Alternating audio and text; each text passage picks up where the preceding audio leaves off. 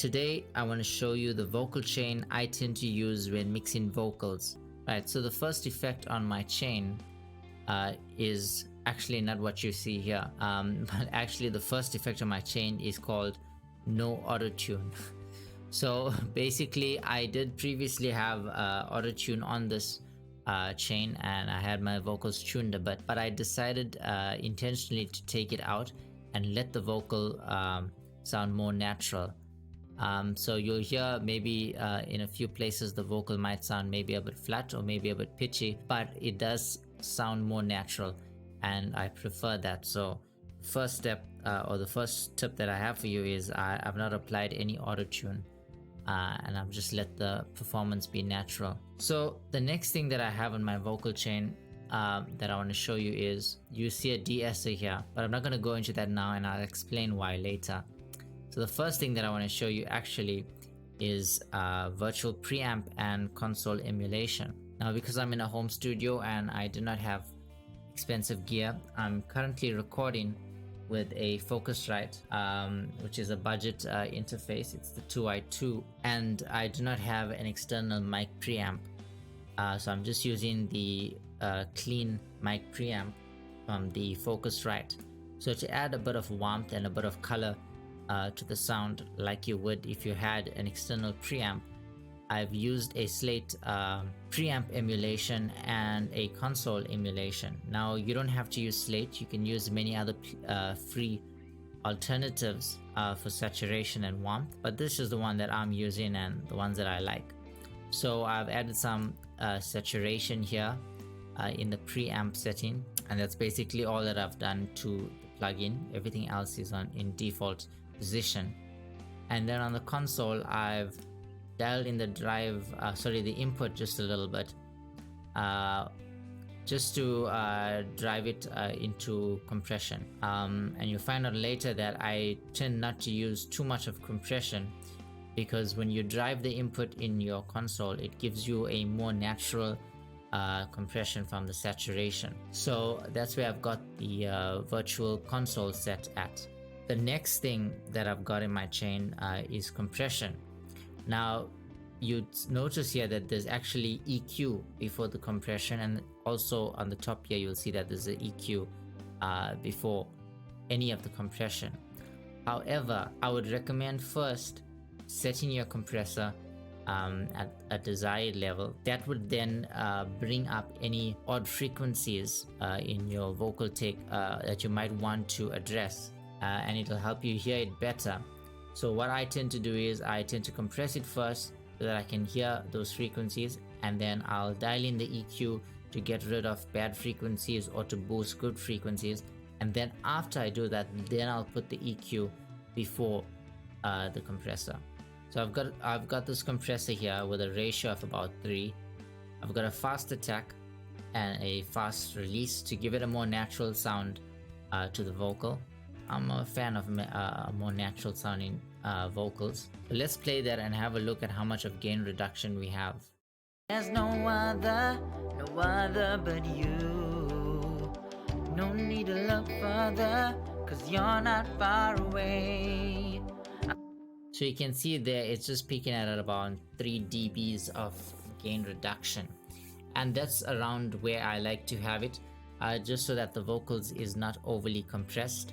So I'm just aiming for about 3 dBs of reduction there. And since I've got my compressor set, the next effect or the next process in my chain is EQ. So let's go back to what we have here. Usually I like to apply subtractive EQ first.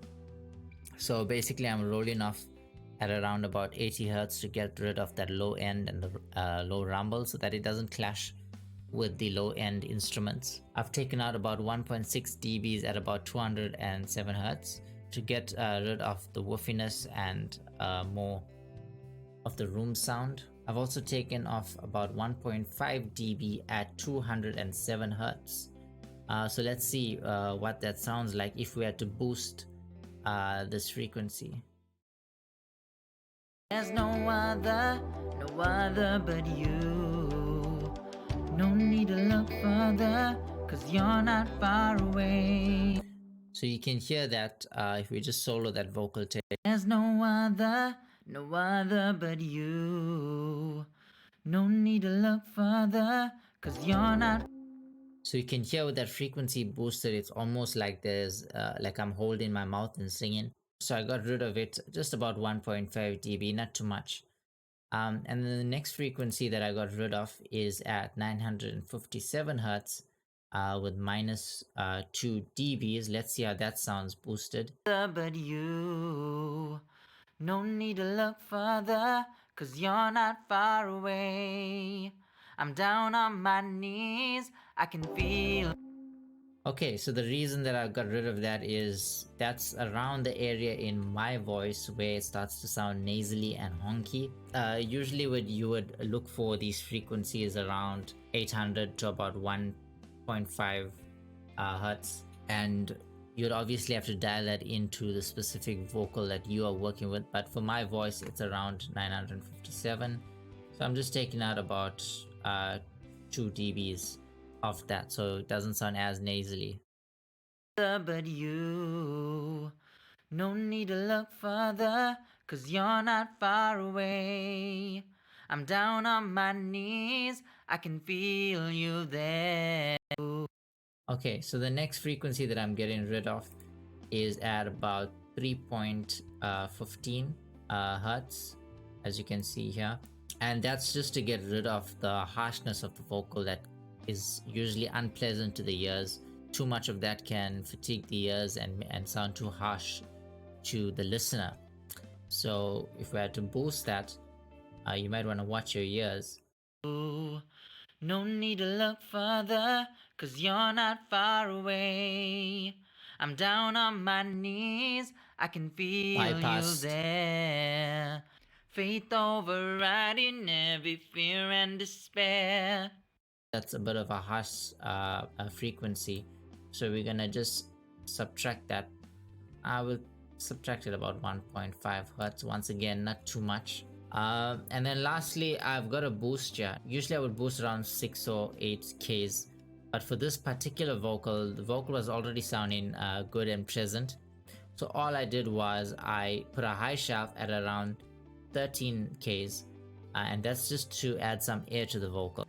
Okay, so I'm going to add another EQ after that to add a bit more color, and this is the EQ where I would usually boost.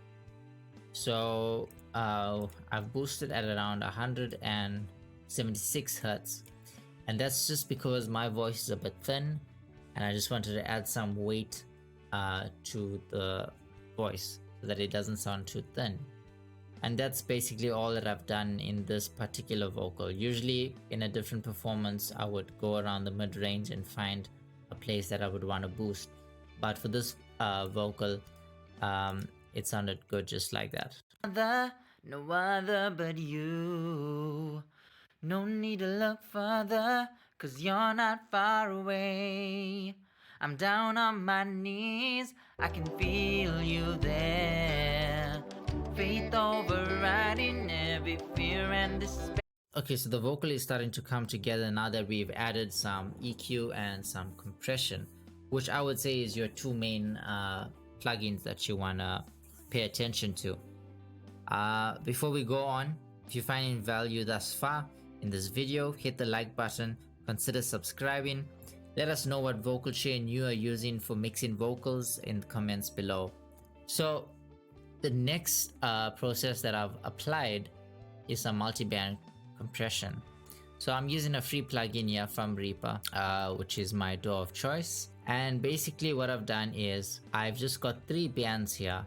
My main focus is the mid-range of the vocal, where you tend to get the presence and the intelligibility of the voice. So I've got the middle band here set from about 1.8K to about 6K almost. And then I've got the third band here, which is from 6K onwards, and the lowest band is below 1.8K going down.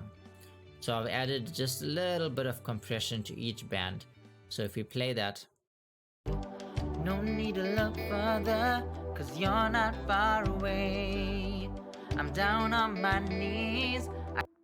so So you can see the figures here. The middle band, which is the most important one, is just we're just getting about 3 dB maximum gain reduction. The other bands we get in about 1 dB of gain reduction. No need to look further, cause you're not far away. I'm down on my knees, I can feel you there.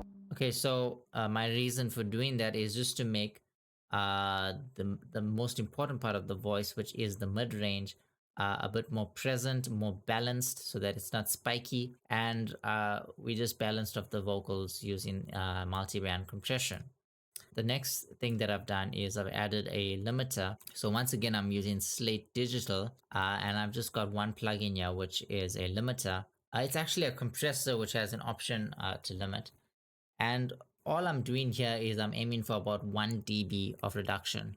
No other but you. No need to look further, cause you're not far away. I'm down on my knees, I can feel you there.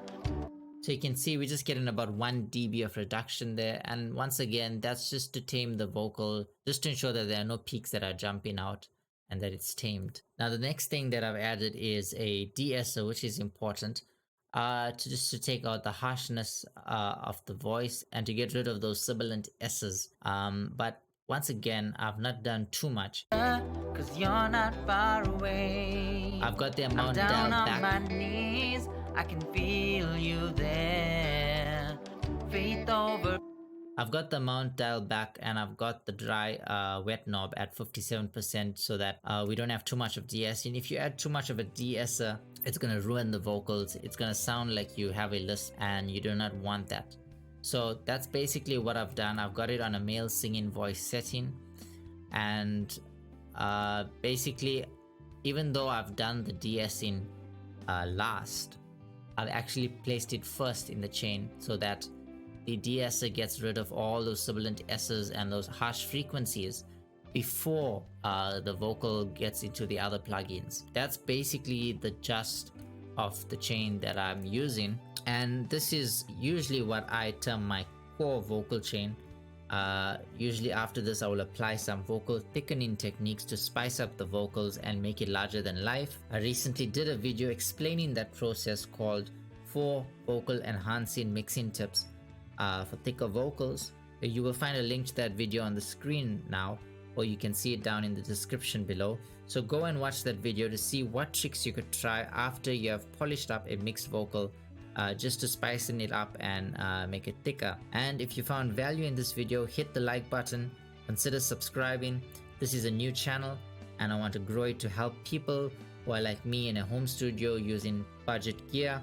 Leave a comment down below, let us know what vocal chains you're using currently when mixing your vocals. We also want to learn from you, and I'll see you in the next video.